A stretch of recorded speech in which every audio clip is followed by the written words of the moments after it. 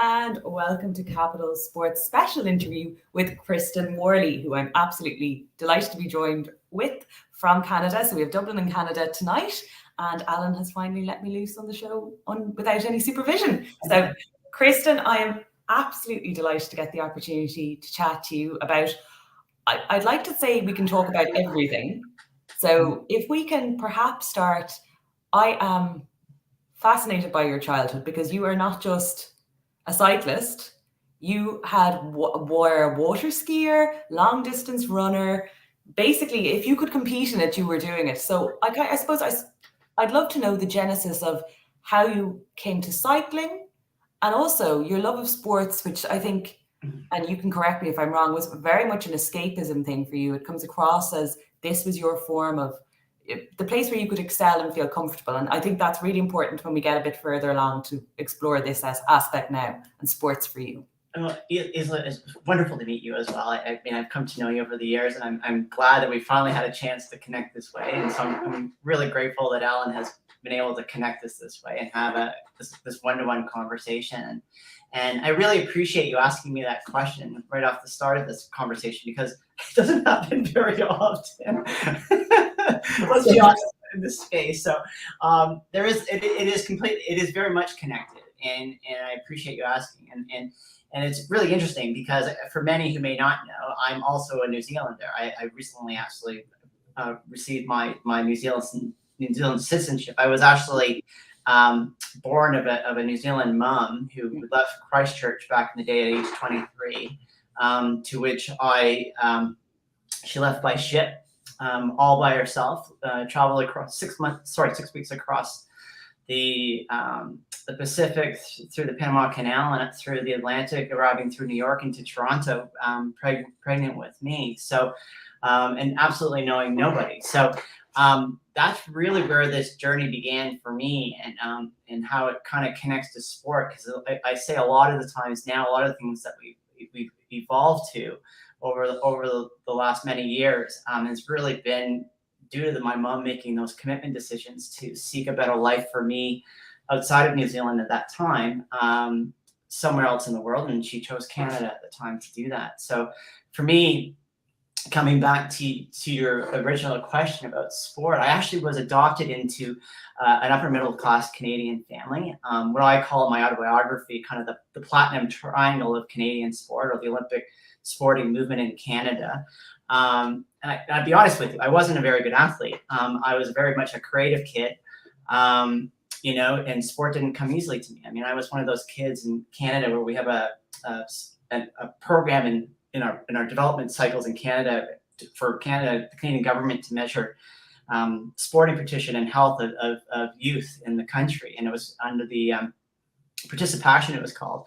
And they had every year we would go through a testing system, which I dreaded because it was bronze, silver, gold, and award of excellence. And I was always the kid who got the thanks for coming out ribbon.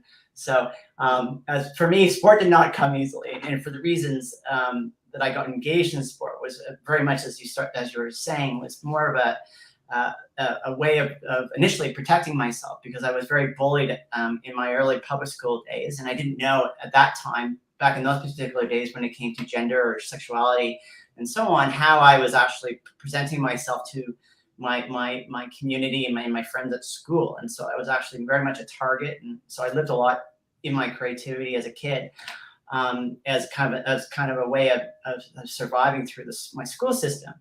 But it was really back in grade 7 middle school, I learned I could run, and I could actually run quickly. And so running, actually, and even to this day, has always been kind of at the foundation of everything of my sporting activity. Anywhere I go in the world, I'm always running. But at that time, sport, I realized that I could actually create an identity separate of my friends that could physically identify with me, that in which the bullying stopped. So that's how I got involved in sport. It wasn't something that I actually wanted to do or got involved in. As I was saying, it didn't come easily. So it was really more of a device of protection, and I just kind of fell into it. And I actually was setting school records and so on. So But that totally explains, you've actually explained so well there the fact that it's the determination part. And I think that also goes to show where you've taken your life since then from childhood, in terms of every time you've been confronted with an issue, you've done what you needed to do on so many different levels to keep that determination to improve. It was very much at that time. It was very much a survival, and obviously, back in those particular days, we didn't have the internet the way we do today, and a lot of the stuff in terms of gender. Because I was actually having issues 4, 5, and 6 years old. I was having quite extreme aspects of what we call what we now know as gender dysphoria, because I had a very low receptor uptake that was causing me to have these biological differences going on in my day-to-day life. So, and again, I grew up in a conservative family. We did not talk about these things, let alone sexuality. We certainly did not talk about gender. So, when I got involved in my running evolved, then kind of moved into a place of water skiing. Ironically, my family was a snow skiing, sailing family. My father was a world champion in sailing. And everybody was trying to push me in that trajectory. But I found water skiing, of all things. And by the time I was 9, 10 years old, I was well on the trajectory, the elite trajectory. And by the time I was 15, 16 years old, I was on the national team. And by that time, by grade 10, I had actually competed and skied my first world championships for Canada, representing Canada. So I was really much on the fast track in that trajectory. But also what it did for me was also two things. It elevated me within a community that people would recognize me, which kind of would separate the reality of who Kristen was and who the athlete created a separate persona that people could identify with.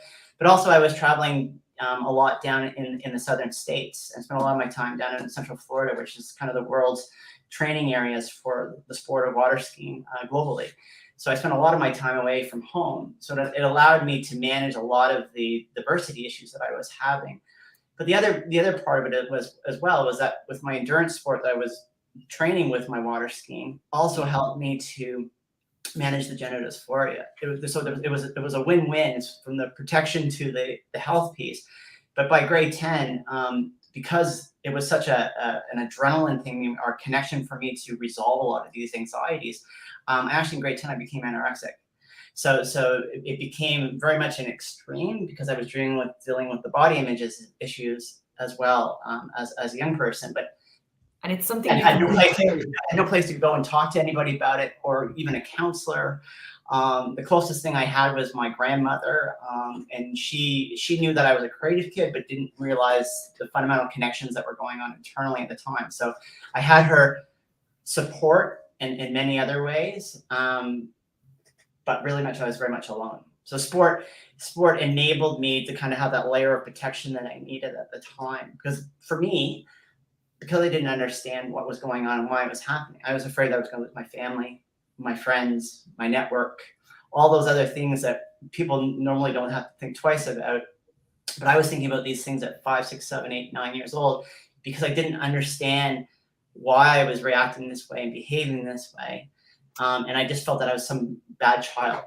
Whereas the reality is there are now adults who have the same issues and can't deal with them or express or comprehend them. And you're trying to do that as a child in a world where, let's face it, the supports and resources, they're scarce there now as it is in our modern society, let alone at the time. And I suppose this would probably bring me into, you went down the route of, you got married to Ali, mm-hmm. and then you were in your late 20s when you made the decision to transition.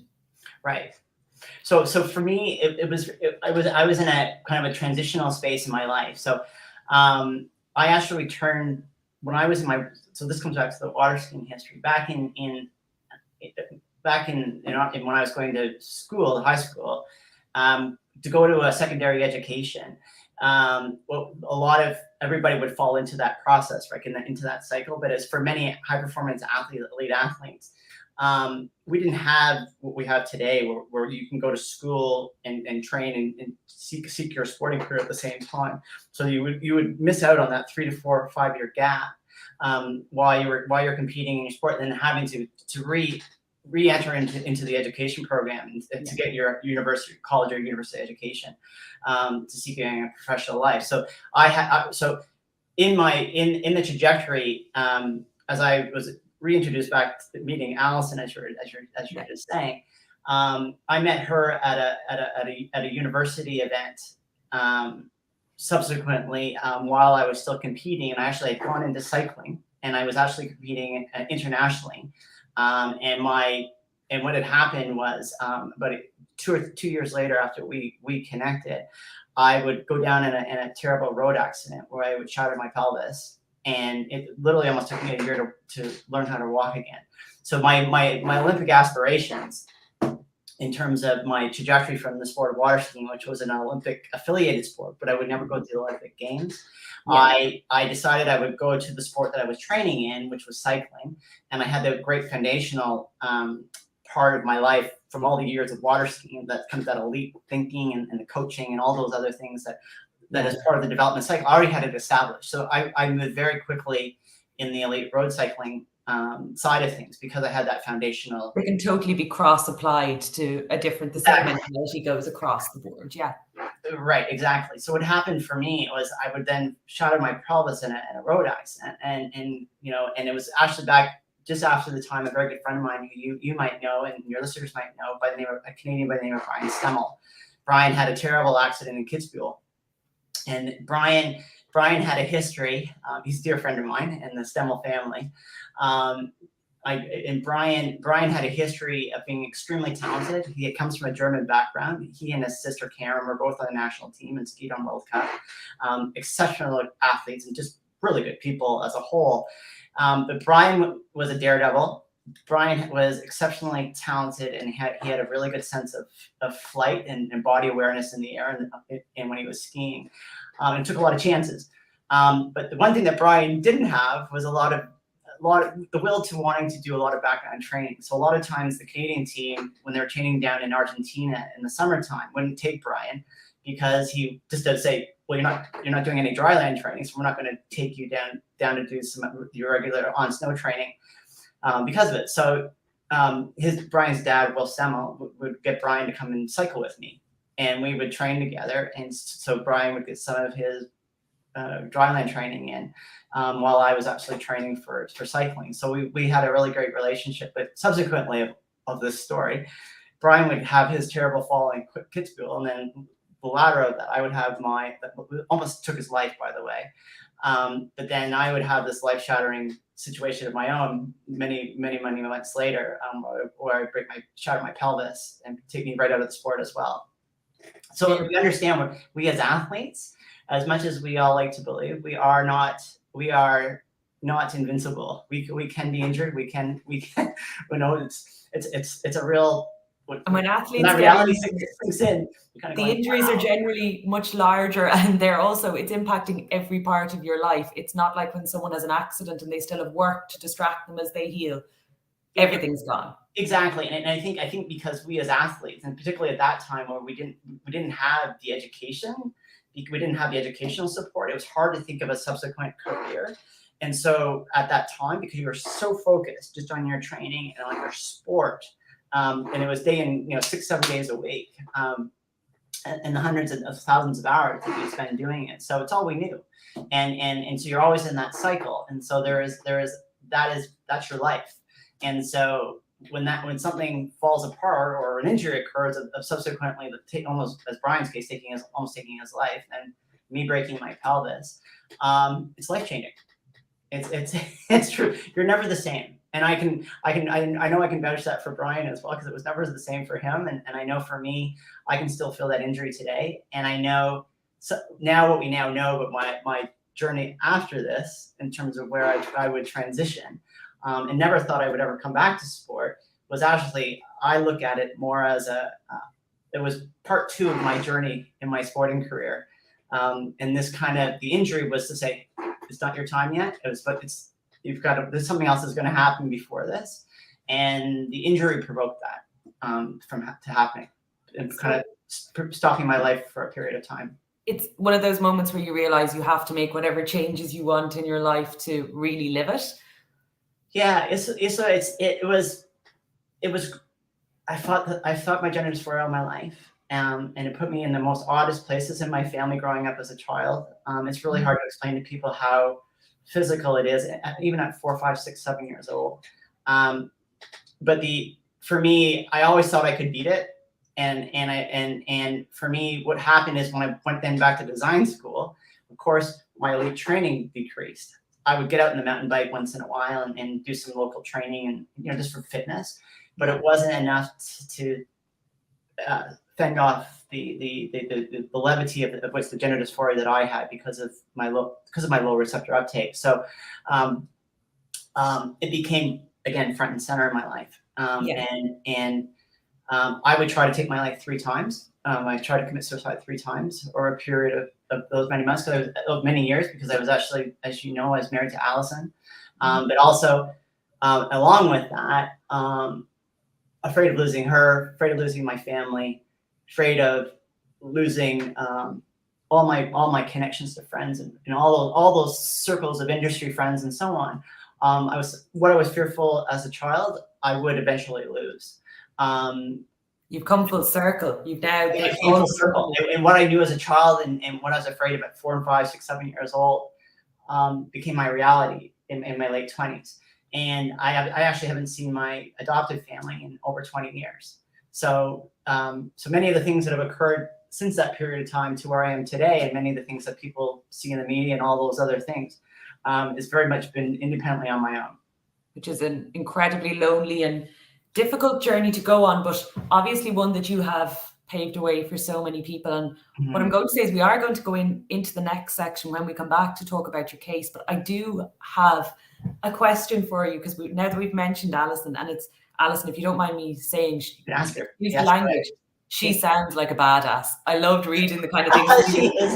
Yeah. You were too nervous to stare at people when you were out and stared them down. She was doing it. She told a census guy that, like, she's literally like, no, he's dead. This is the person who lives here, kind of thing. She had a real ability to probably do things you weren't mentally ready to do in terms of fighting back. And when you're doing the initial things, like going to go shopping for women's clothing, you need the ability to work yourself up to those things. And she was there to be your Rottweiler beside you, kind of making sure everything. Well, yeah, and she's my soulmate, and she still is today. I mean, we remained married together for over 10 years through that. And as people will recognize, my last name is Worley. So I changed my surname to Worley, which is of her family. And Allison is become my younger sister, and who used to be my sister-in-law, Amanda, my older sister-in-law, is now my older sister. And we are 3 sisters and in the Worley family. And my stepfather, Graham Worley, he was a lawyer from the UK, QC. And he ran actually back in the day with Roger Bannister. He was there on the day when Roger and the three others broke the 4-minute mile. And so Dad ran in. He ran in the same running group. And I actually have when he passed away back just before the '88 Olympics, and I actually have their high school medallions from when they ran in high school, and what then was the 4x440. So yeah, so he's willed all that to me. I have that all on record. So yeah, it's very much back in the day where people would, remember the film Chariots of Fire. It was very much of that relationship my father had. And he ran 10 to 12K every single day of his life. And he had, unfortunately, he had a rare, started off as prostate cancer, rare bone cancer. And then by the age of 78, he ironically lost use of his legs, paralyzed for the last 5 months of his life. So the irony of that, the one thing that he loved the most was to run. Was taken away from the last 5 months of his life. So, but he was the rock in our family, and he was, even today, the things that I do in sport and internationally is certainly a reflection of his commitment to me. And as a parent, I mean, if you want to think about it, I've had 3 sets of parents, and of my 3 fathers is the only one that never failed me, and stood beside me in our sport. Our love for running and our sport, because we ran marathons together and so on. He never wavered. I do think the universe has a way of helping people find the right families for them, and it certainly gave you the right one in the end. Absolutely. It took a bit of time, but the important thing is good things come to those who wait. Absolutely. I have been told by Alan we are going to jump into a break, and when we come back, I'm going to bore you with some legal questions. Not too boring. I'm glad we're having them. I look forward to it. I'm really looking forward to chatting about it. It's so important to know the backstory so we can then go from there into how you pioneered into the world of law and have paved the way for some of the biggest names in sports law cases in history that we all see now. So we're going to jump into our break now.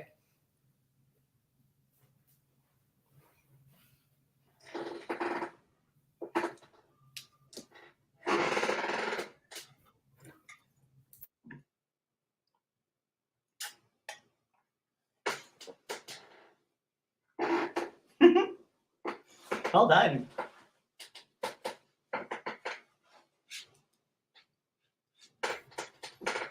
And we are back. Alan didn't give me a prior warning. We were jumping back on there, but sure, look.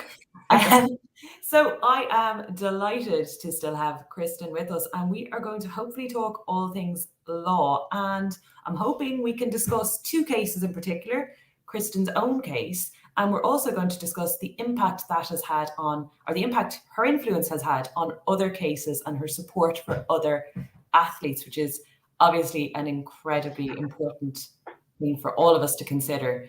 As we now go into a phase where sometimes I feel that the world is going backwards when it comes to some of the positions being adopted by sports governing bodies. So I suppose we're going to talk about your case. And when we talk about the case you took, we have to start with why you took your case.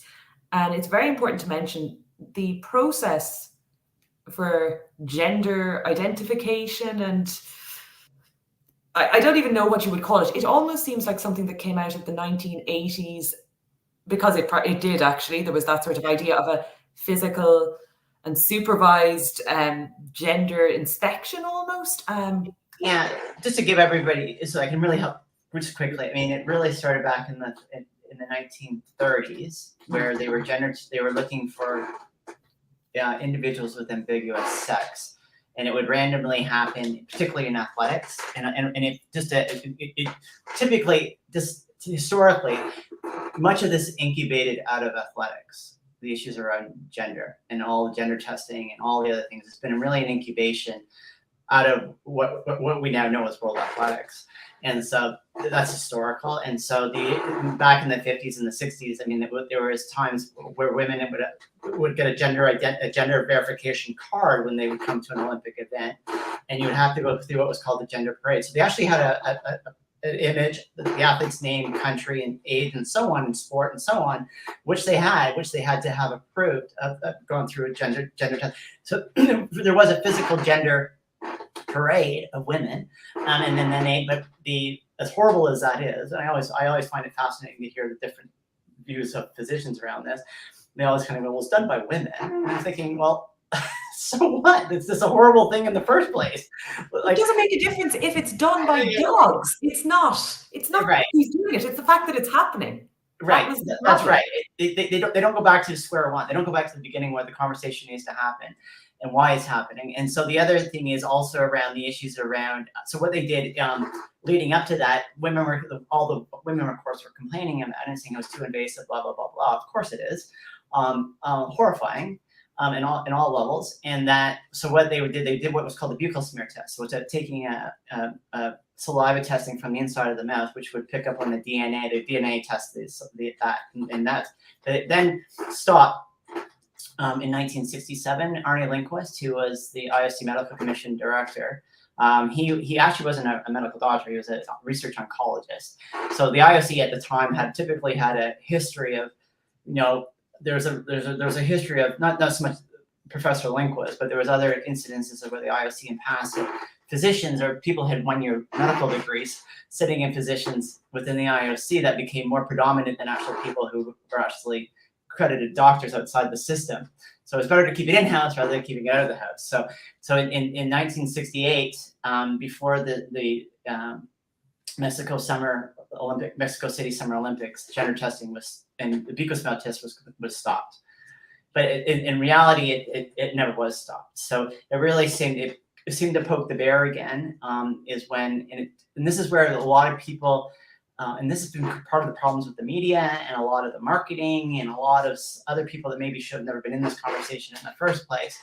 And I don't want to go down the caster path right now, but in terms of, this all began back with Michelle Dumaras back in 1999 and in year 2000, 10 years before caster ever came around. This is where this all began and became highlighted when Michelle, who I know personally, came into the downhill mountain biking scene in Canada, and was found out that she had transitioned in her life. And of course, Sport Canada, the UCI, which is the World Cycling, went, oh my gosh, what are we going to do with this athlete? And panicked. So ironically, I received a call from a fellow by the name of Dr. Ross Outerbridge, who knew me knew I had transitioned years ago. Ross was head of the then International Water Ski Federation, but he was actually a very big supporter of me during my duration and development into the sport of water skiing, and became very close. So Ross privately called me and asking me if I could help. So I said to him and to Sport Canada, I would be happy to help with the assurance that this won't be, I will stay out of this publicly, because I never intended to come back to sport. That was never my intention. I was already in my design career, in my architectural world, and I was well on my way. So one thing led to another. I was able to give the UCI, Sport Canada, and all the necessary medical information, documentation to help Michelle get her license back. Because I had all the research from me working with some of the very top experts in the world in this field in my own transitions years before. So I was able to supplement this discussion, to which Michelle got her license back. And so Michelle was like 64th, 65th in the world, and on World Cup. I think she had a top 20 placing once or twice. But Canada was on the we were in our infancy in downhill mountain biking at the time, and Norba was really big in the United States and Europe. She was nowhere near being a competitive athlete in this space, but it all became about because of her label, because it was recognized that she had transitioned in her life, and going, oh my God, that this athlete is going to take advantage of women's sport, and what are we going to do with her? And of course, that was never the case at all. So I would then meet Michelle several weeks later, because Cycling Canada would call me and ask me if could Michelle talk to you and thank you for all the help you gave. So that's where this has transpired from. And so what had happened at that time, so this is 2002, 2003, just before the Greece Olympics, the IOC then assumed the position as the overseer of Olympic sport, as they assume. And everybody needs to acknowledge as well, the IOC is like the 10th largest sporting organization in the world. It's not the number one size sporting entity in the world. It's just that it's been marketed that way. So they're roughly about 10th in the world. There's even a Japanese baseball association and that's larger than in terms of the scale and scope of the IOC. So just to give everybody kind of a sense of scale and kind of a little bit more truth to the historical record. So, but the IOC, we assume because of the brand they are assumed the overseers of Olympic sport and Olympic activities in nations like Ireland and Canada, and other particularly Commonwealth nations, European nations are signatories to that relationship. So our governments go under those relationships and sign on to the autonomy of sport and the guidance of the Olympic movement, which we use here in Canada and the Paralympic movement as well. So anyway, to make a long story short, I would be the first athlete in the world to go through the first gender policy by the IOC. I was the very first athlete in the world to do so back in 2004, 2005. So, which was horrific. I can't speak to all the details because I am with portions of my legal case. I can talk to it generally, but there is some stuff that's under NDAs. Yeah. So, but I can talk generally about it, and I can certainly talk to the areas around with WADA and also with the IOC because I don't have a contract with them. So we can talk more openly about that to give everybody a bigger picture. So I was gender tested. I went psychologically and physically by eight individuals, and it was through the UCI and groups here in Canadian actor sports groups here in Canada. It was all done by men, and not once did they ever ask not once did they ever ask to include women in the conversation. I was very much on my own. And the interesting thing is in 2006, 2007, which we have on record, my body would begin to fail me because I was an athlete which a lot of people where we are today, we're always talking about this kind of trans umbrella, this label. Well, that label is horrific because it doesn't represent the majority of the athletes that are participating in sport. And it's misrepresenting the physiology and also the sciences, but also the health concerns. And this is when you had your concern needing synthetic testosterone. That's correct. So right. That's right. So so my body would begin to fail me horrifically in 2005 to 2006 because of my transition and because the IOC had never done the science and the research to any of these policies that they published. The issue was that my body, we didn't know anything. So basically you're taking the gas out of the engine because my primary hormone, being an XY karyotype, is testosterone. That's the single primary testosterone. Where yours is progesterone and estrogen, which also is anabolic, created within the gonads. Okay, but whereas testosterone is secondary to you. So, and that is just typically done because of nature and reproductive reasons. Period. So that's how our bodies work. We are comparing apples to oranges. We will never be the same. Ever. Ever.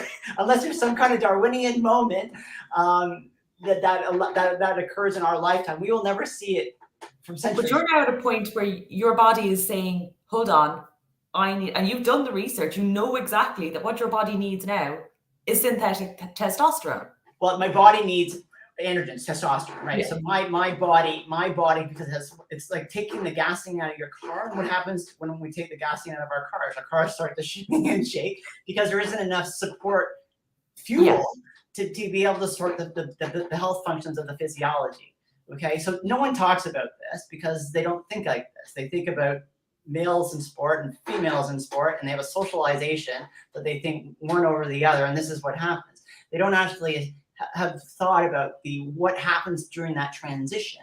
So for me, this is really simple for the listeners, there's two things. One, which is what we call a complete androgen deprivation. So you're taking the primary hormone of the physiology for the bodies that it needs to maintain function, let alone health on a day-to-day basis. Okay? So when I had the surgical intervention of my body, the gonads were removed from the physiology to create the vulva. Okay, so gonads are ovaries because we all start off as female, and then we, depending on the SRI gene, which is the Y gene, will then make testicles, eventually making the male sex characteristics. It is the same function. It's the same thing, right? When we start off, right? They create the majority of the primary hormones for our physiology. Certainly, other organs of the body create other hormones, but at a very minimal level. But that's the majority of where we get it from. So also, what a lot of people don't understand is that we have an endocrine system. And so we have the hypothalamus gland and the pituitary gland from the brain that goes down, it circles down to the major organs and then circles down to the gonads. Okay, and then they circle back to the organs, back to the brain, because then the messaging that comes up from the hypothalamus gland and the pituitary gland are constantly synchronized to be able to message the various organs, message the gonads eventually to increase the hormone levels to help with day-to-day body function, health, and well-being, and especially when you're doing sporting activity, to increase your primary hormone to help with recovery and supporting exercise. You're now at a position where your brain has nothing to send its message to get back your hormone levels up effectively, and you're also training like an athlete, which means your body is naturally, and I know people associate being an athlete with like being in peak health, but you're actually training, so your body is probably quite battered. You're putting so much pressure on your body. Right. We now know because you're taking the gas out of the engine. So just think when you and I are training. Say if you and I go on a bike ride, let's go cycling. And what happens because your body hasn't been interrupted and mine has. Okay. So what happens? You and I go out and are doing 60 kilometers on the bike. And what happens is, okay, our pituitary gland and hypothalamus gland start sending messages out, responding to the euphoria feelings that we feel when we do exercise, right? And so what happens, that messaging goes out. The signal is no different than it is for you and for you. But what happens is because I have that disconnection and I don't have the gonad response, the message goes out, but there's nothing to connect it to. Okay, so what happens? My body goes like this, and your body goes like this, right? Yeah. Because I don't have the mechanisms to support the activity that I'm doing. So the issue is, and it's different for athlete to athlete, and because there's actually athletes that have what we call androgen receptors in the XY karyotype. So it's the ability to absorb testosterone. So some people may have lower testosterone levels, but have higher receptor uptake. So they may not feel the same level as say I did as an athlete, because I had low testosterone with low receptor uptake. So I'm funky all the time. Okay, but for some transition athletes, they may have because it's unique to their physiology, they may have a slight uptake in their receptor uptake, so they may not feel as impacted with the lower testosterone or non-existent testosterone in their physiology. You've hit on a really important point there. You said unique, and that's because it is an individual thing. It's not just something we can look at and say, here's testosterone levels, let's cap at a certain level, or let's use this as our metric, because testosterone is one factor that is often thrown out there without a look at the entire picture. That's correct. And the issue is, and it's shameful. That's shameful medicine and shameful science. And what it's actually, speaking to many of my human rights colleagues internationally, it's a human rights issue in terms of the physiological impact in terms of, there's a whole legal context to that, and what you're doing incredibly harm to a human being. And suppressing testosterone is also a painful process that we're asking athletes to think should just be considered like de facto as your method to get into a sport. Right. The thing is to understand all the sciences exist, and we already understand what low testosterone does within hypogonadism.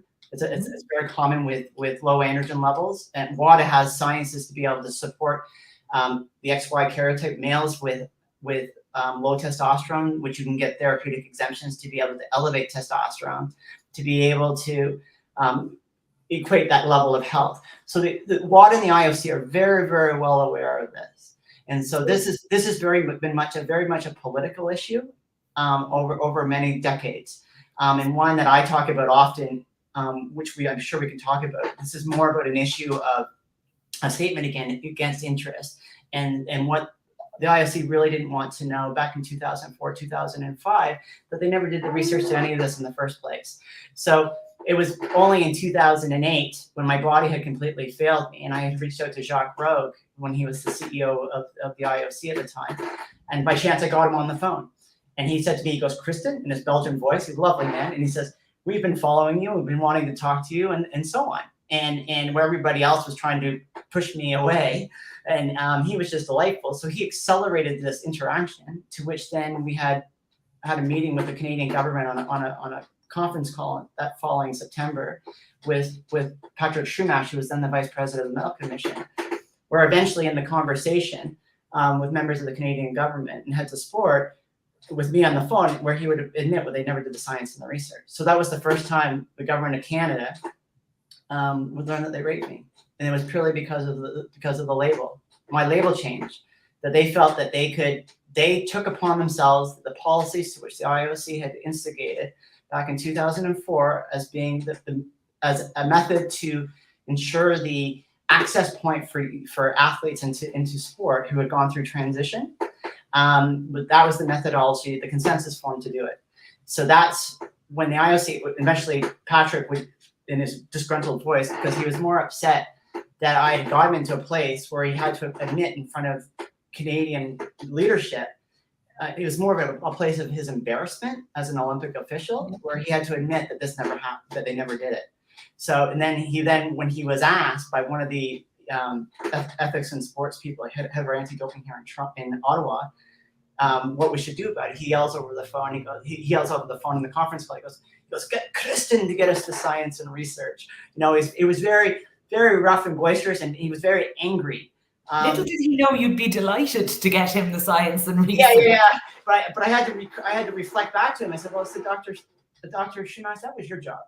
And I said, "Before you and the IOC published what the world thought you had created these policies to which gender testing is occurring, to understand, and you're talking in front of the Canadian government on this conference call and admitting that you never did it.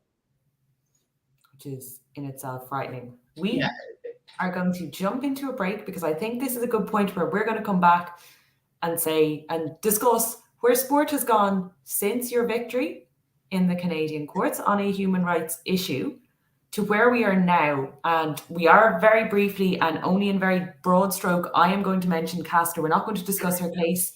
I would just like to mention the support aspect and where we're going now, hopefully. So we are going to jump into our break now.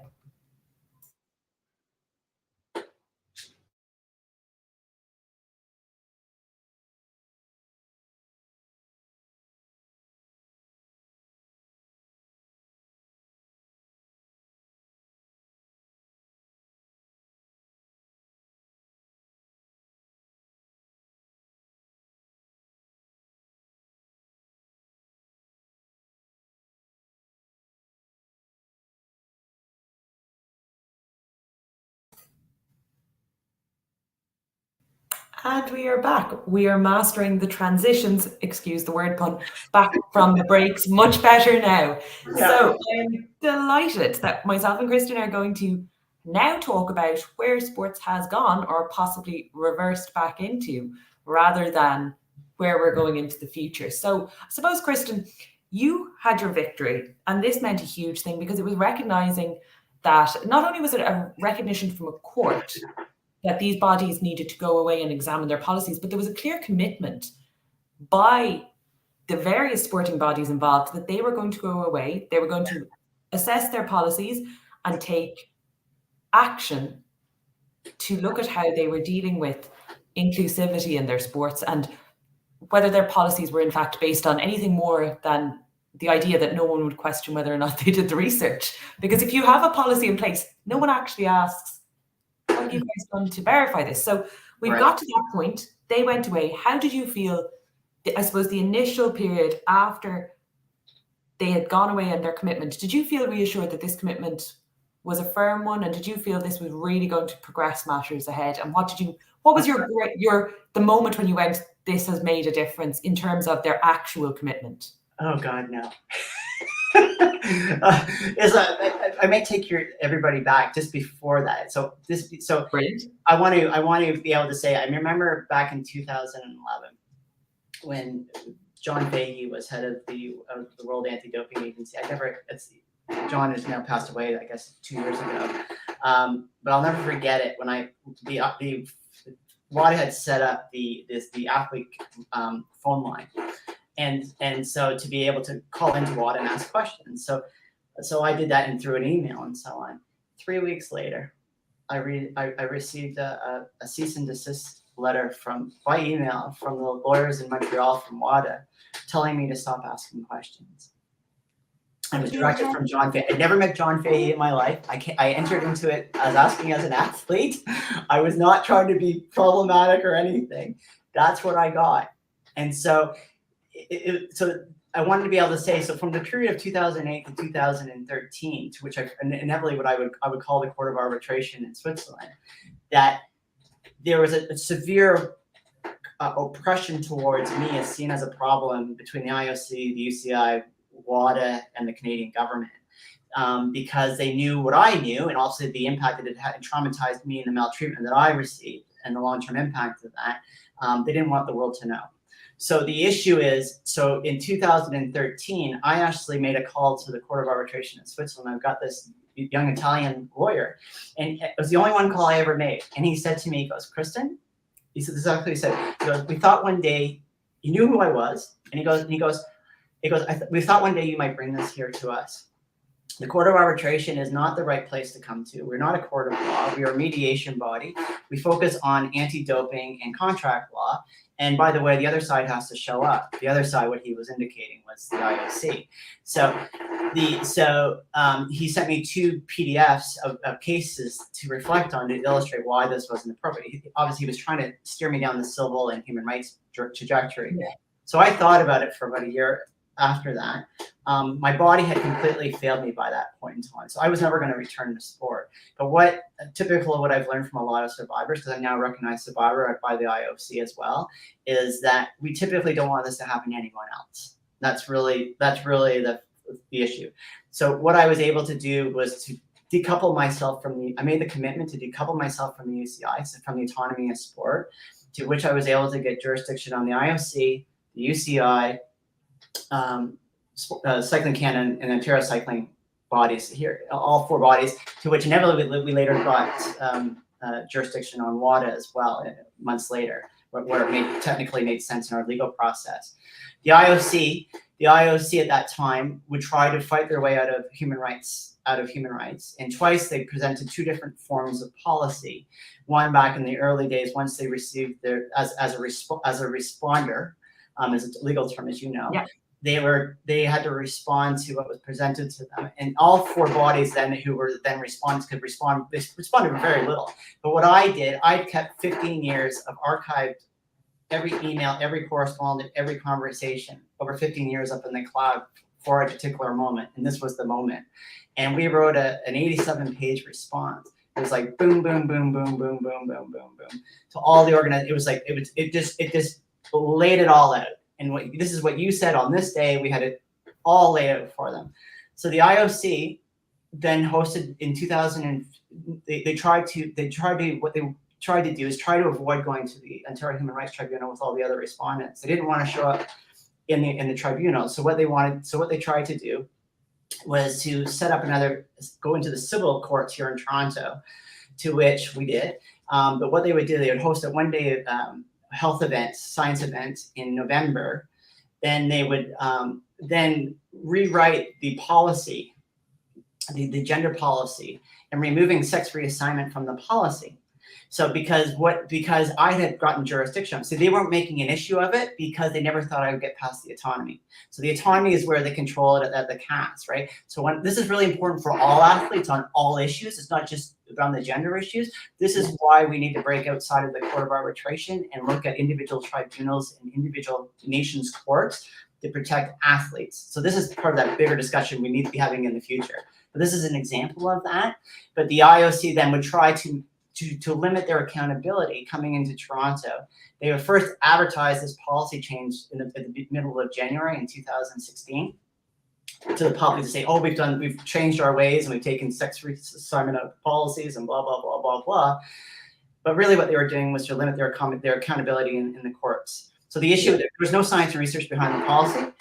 They layered in the masthead with all these scientists who are connected to the IOC. There was absolutely nothing to it.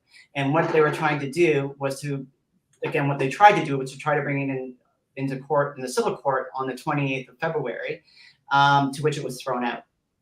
So it never saw the light of day.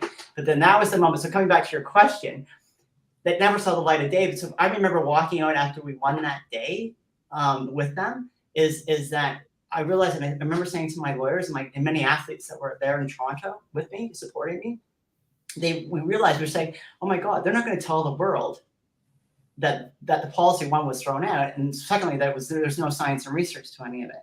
So weeks later, this is during the prelim before the Olympics in Rio.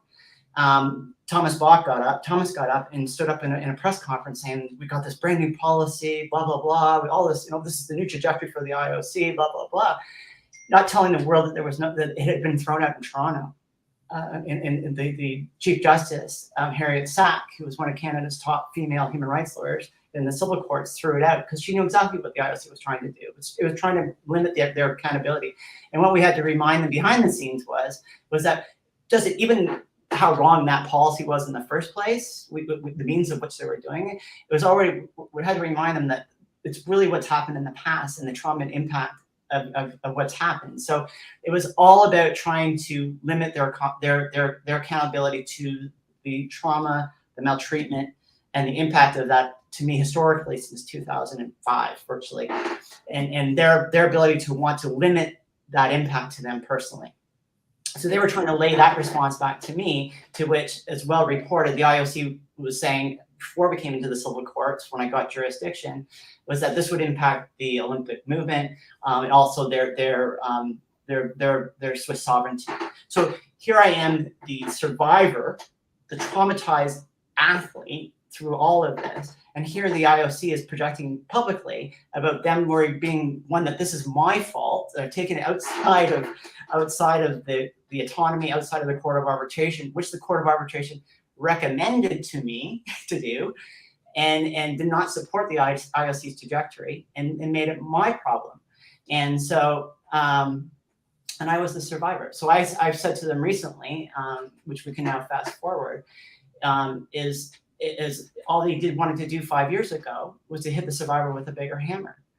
And you know, I think you made a really important point, and I know you made a really important point, but when you mentioned the Court of Arbitration in Sport and CAS and its jurisdiction, CAS not only is it an arbitrary in terms of arbitration, that's its entire function, the Court of Arbitration, but it also has a limited appeal function to the Swiss courts. So you don't have the option where, let's say, if you have a judgment in Ireland in one court, you can appeal to a higher court, and then on a point of law, you can go to another higher court, and then you can go to Europe. So by taking, and the problem is a lot of courts, what they do when they see a case involving athletes or sporting bodies in front of them, they say, hi guys, no, we don't have room for you here. There's a court in Switzerland that's got sport in its name, go there. And it's built into so many of the sporting bodies' charters that this is where you go first. And the reality is, for an athlete, if you're going to CAS and then seeking to go elsewhere, the financial implications, unless you're being backed, to bring even Caster Semenya, and I am going to mention her here briefly, her legal team and her experts who she brought with her were world-renowned on the area of gender, and in her specific DSD case, because that's a very different case she was taking in relation to it, but the principles remained the same. There was an arbitrary policy put in place that impacted her in a way it didn't impact other athletes, because they chose events and made a kind of a, oh, coincidentally, these are two events you compete in, Caster. We're putting a policy in place. Yeah, so I can help you. I can help you with that. So I've known Greg not from the second day that this ever happened to Caster back in 2009. It was I was one of the first people Greg reached out to, and so on. So I've known this for a very long time. I would disagree with you in terms of the level of expertise that you're actually talking about, because the science and the research is exactly the same, pretty much, to what we're talking about. I suppose the experts, I think the quality of her experts to present. I think there's a tremendous lack of experts, and I think there is, in that particular case, there are people that should never have been in the conversation in the first place, and they were using it as a marketing place for them as social scientists and to achieve other goals. Caster should have been at the other side of this 7 or 8 years ago, and I can tell, and that is the fact. I mean, I've already been through this. I've talked to Greg extensively about this. I was asked to join in the Duty Chan case with the guys here in Toronto. I met with the lawyers here in Toronto originally who were supporting that whole process at the CAS. I said I wouldn't. I come from a legal family. And actually, the firm that the guy was actually working at, my father was actually one of the premier founders of that firm at the time. So originally, yeah. So I was sitting here listening to these lawyers talk, and I'm kind of going, "You don't know what you're talking about," and that was in the back of my mind. And at the same time, they were asking me, "Well, don't you want to, Kristen? You want to help everybody? Blah blah blah blah blah, right?" And I said, "Of course I do," but I said, "You don't know what you're talking about." And I was about to set my application in as happened that August, but they were trying to get me to come in on the Duty Chan and Caster's case as support, as to being that person, right? And I declined, because I told them, I said, "You don't know what you're doing," and I said, "You're doing this for all the wrong reasons, and I'm moving ahead." And they told me I was going to fail, and so, which of course was 180 degrees. They failed and I succeeded, and I only did it once. So the issue is, that's really important when we look at how the media has projected this whole case in terms of the timeline between 2009 to 2022, where we are today with Caster, or was it 13 years now? Still waiting for her European court date, and that'll be another Right. Well, one. it's so different than it being in the courts in Toronto, right? So that could have happened 7-8 years ago if Greg had made the right decisions. I'm fortunate. I'm not bitter about it, but I think in terms of the legal trajectory to which this took, first of all, never needed to happen. Greg already had the information on my case and how I succeeded in Toronto. But it proceeded to the Court of Arbitration with those people who were assumed experts in this space, and the majority of them are not. And it became a sport issue. It became a media issue, and it's only impacted Castor's life for all the wrong reasons. And what a lot of people don't think about is the long-term impacts of the trauma that we face as survivors, because you've got foundations, you've got human rights groups, and so on, marketing that person's brand, in which they are getting paid, they're getting funded, their universities are getting funded, and it's all nonsense. You've made a really important point there about the marketing and everything like this, because we've discussed this on the show previously as a group. I found it quite disturbing the way I felt Leah Thomas was thrown into a spotlight without ever deciding to make. Yes, she's an athlete. Yes, she was a public persona, but the media honed in on her on both sides of the discussion about trans inclusion. And she was everywhere. Like, her photo was everywhere, and she didn't ask to be a spokesperson. Right. And I think.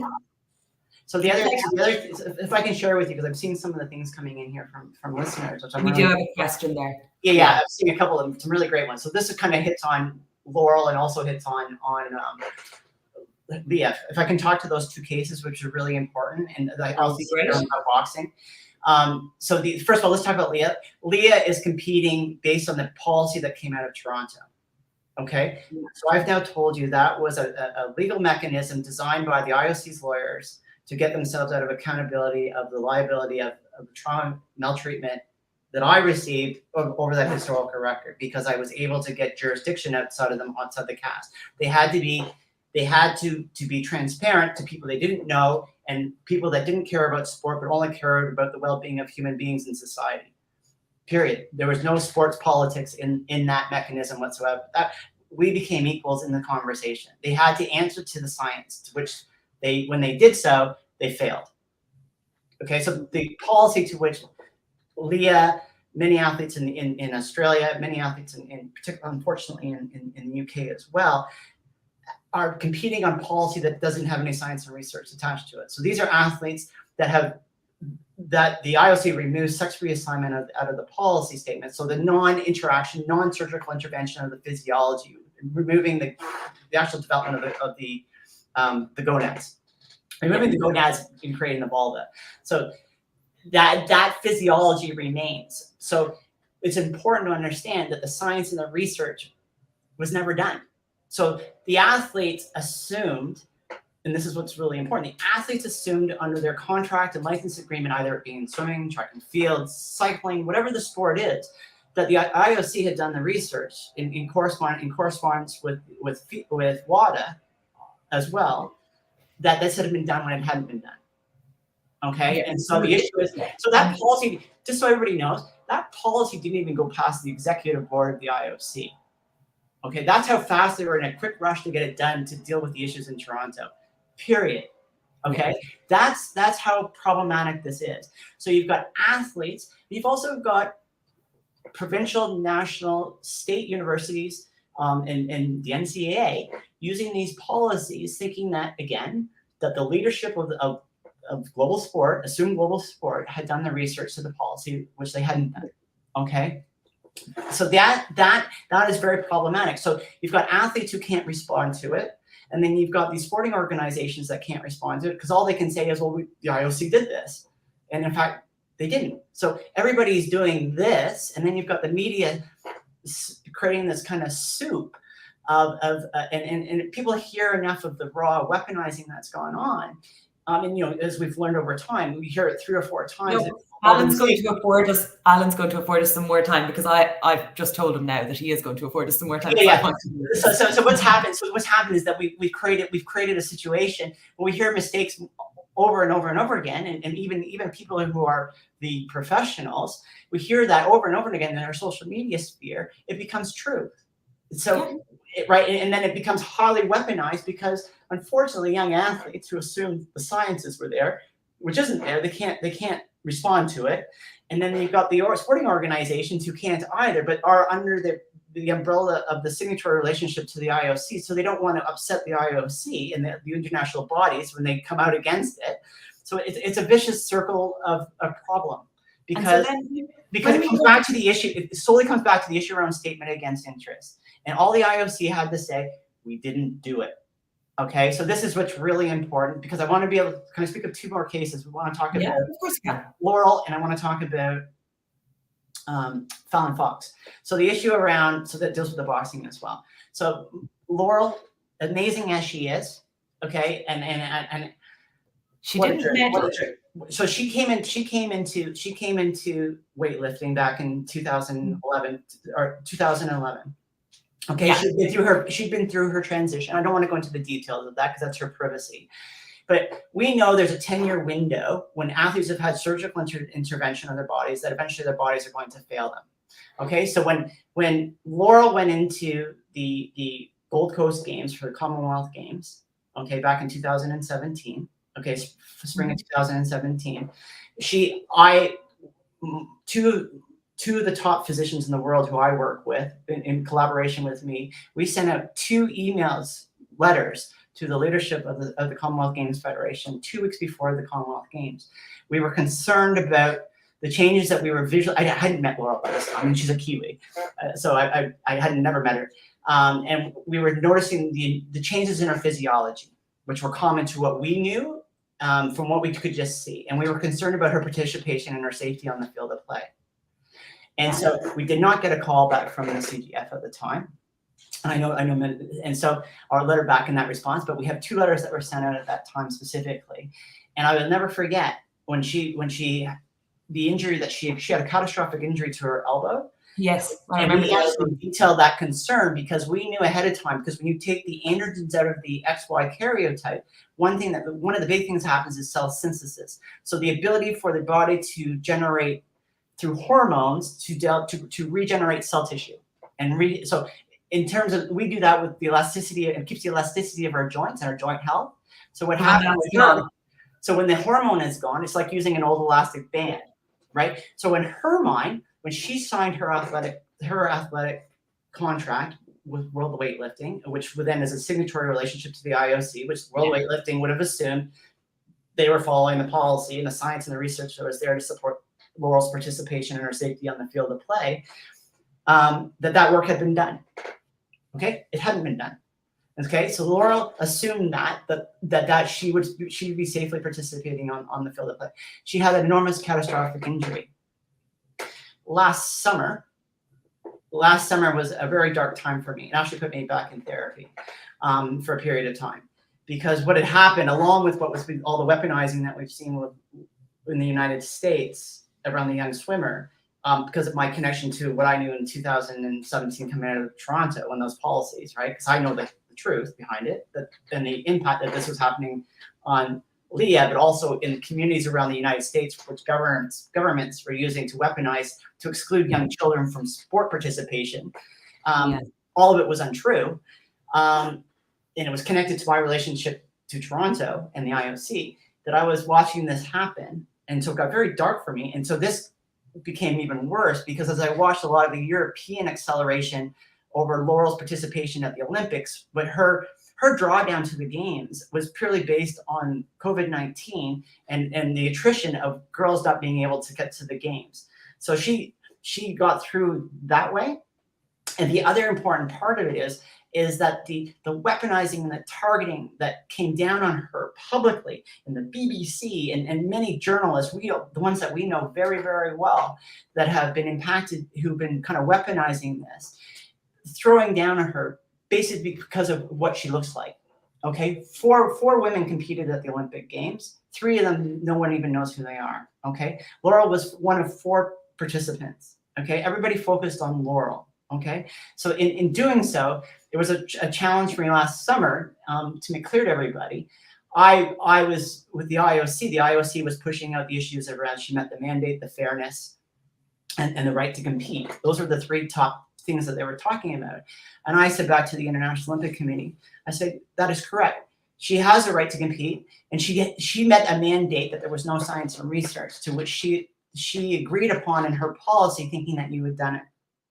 You have not allowed her to participate or support her safety on the field of play, and that her participation in the sport, in the Olympic Games in Japan, you were putting her at risk on the field of play because her body could not sustain health.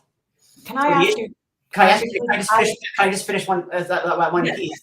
Is that we woke up the following day after Laurel's competition. What had happened? She didn't even get past the first round because your body had that is the long-term impact of complete androgen deprivation of the physiology, because her body could no longer respond to it.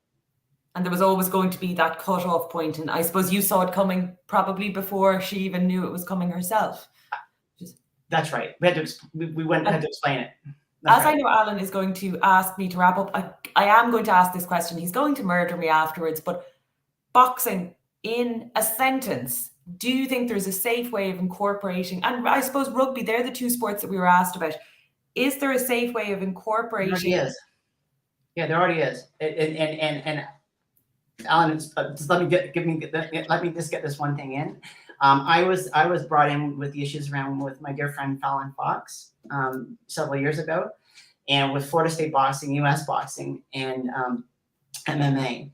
And I'll never forget the call. Unfortunately, the physician, she's no longer alive. She was a New York physician, head of the medical commission for the MMA. And here we were on a call together, a conference call, and she was talking about women athletes in the MMA, in mixed martial arts. And she says, Kristen, she goes, I see all the athletes naked after a fight. I check for bruises, broken bones, and cuts and so on. And Fallon had already been competing at the B level of MMA boxing for 2 years. And so I looked at her, I said, so, you know, and I said to the group, I said, so what changed? What it was she couldn't answer the question because she knew exactly where I was going with it, because she didn't know Fallon had even transitioned. Okay, because it's done by body weight. So the issue is she couldn't tell Fallon standing naked in front of her that she'd been through transition. How she found out was when another athlete outed her, saying that they knew that she had transitioned, and when all that whole episode blew up, and it became an issue for the sporting organizations to think that they had to manage it. Okay, so the issue is when we do by the idea around weight and the changes to the physiology, we know there is the issue is really comes down to safeguarding. The issue comes around being able to, as I've now done in the last 2.5 years with the IOC, because the guidelines that were set out in November, I'm the one who was behind all that, is because when I reconnected with the IOC back in 2019, this will finish up nicely. I walked into the Olympic House privately on that day, on November 1st, 2019. I said, I am here to ensure the trauma and maltreatment starts and stops at me. And that's the 2.5-year commitment I made to the IOC privately behind the scene, because we know the historical record. We know this has had the enormity of the trauma and impact that it's had to athletes worldwide. And the idea, it's based on the framework to which how we do sport. And we're asking a sports system designed by Pierre de Coubertin back in 1896, based on 16 countries on a very Eurocentric framework to answer 21st century questions, which it was never designed to do. So the issue is, it's really us changing the framework and how we're around sport and how we integrate people and how we design and integrate sport, because anything beyond the design Coubertin had made based on a sports system that was designed by men for men to entertain men will always be around accommodation. We need to pivot from the ideas of accommodation to the ideas of integration. And what does sport then, can we reimagine what that would look like without hurting people? Can I just, while thanking you, I would just like to say it's been an absolute pleasure. You have, I suppose I can honestly say you've changed my view on one or two sports. Boxing is the sport I love more than anything. And I think just the way you explained that there made a huge difference in terms of combat sports, because we already have weight classifications. Why don't we look at how look at how we view sports through the prism of other people's eyes rather than always just our own? Or what we're taught to expect. It's just to help on the boxing front, because I know that's a big question. Yeah. I here in Canada, one of the boxing directors contacted me here in Canada and was asking about creating transgender policy. And then as our conversation went on, just very much like what happened in the United States a few years ago with Fallon. By the way, Fallon left sport because her body could no longer support itself. She only became a B-level fighter. Okay, so I mean, she's wonderful and she's a great person, but certainly not deserving of the history that has been projected on by the media and other groups around the world. It's most of it's untrue. But anyway, to make a long story short, the gentleman, as lovely as he was here in Canada, this was a few weeks ago, and he says he's talking to me about policy for Canadian boxing, and he said, "Well, we've got 10 athletes in the system," and I said, "So what's the problem?" Right? And he just kind of looked at me, and like, there's this feeling that they need to do something, and really, you're already included. What do you? I said, "You're already doing it." I said, "So what's the problem?" Yeah. Right? That is amazing, and it is. Right? It's so socially driven. This is about human behavior. This is all about human behavior. This is all about design, and this is about us reimagining sport and getting out of this vertical model of accommodation and how we think about sport and diversity, and looking at it at a way that we can integrate it and empower the system, that we can have a global system that focuses on harm prevention, health and well-being, and ideologically, what I did from the very beginning of this conversation that was important for me as a child was all about community connection. You started sports as a young boy who needed sport as your therapy and your form of protection. Yeah. And to think that it would be taken away from you when you've transitioned is actually a very frightening thought. And sport should be inclusive for so many reasons. It's a societal benefit too. It has been an absolute pleasure. All because Alan will never give me free reign again, because I could have stayed for the rest of the evening. But thank you. Thank you. I think this has been I'm thankful to you and Alan and to all the listeners. I think this is one of the first of many conversations that's really needed to happen. And I applaud you for allowing this time. And I hope that for many of the listeners, I mean, we can expand on this in greater detail. Unfortunately, I only had an hour, but I think I would hope Alan will let me do this happen to kind of get through that historical record. And there's a lot of untruths, unfortunately. And I think that we together can do better. And that's what's really important here. And really looking at sport as a way to connect us all together. And what does that mean when we look at it in a way and reimagine it in a way where we're not harming people.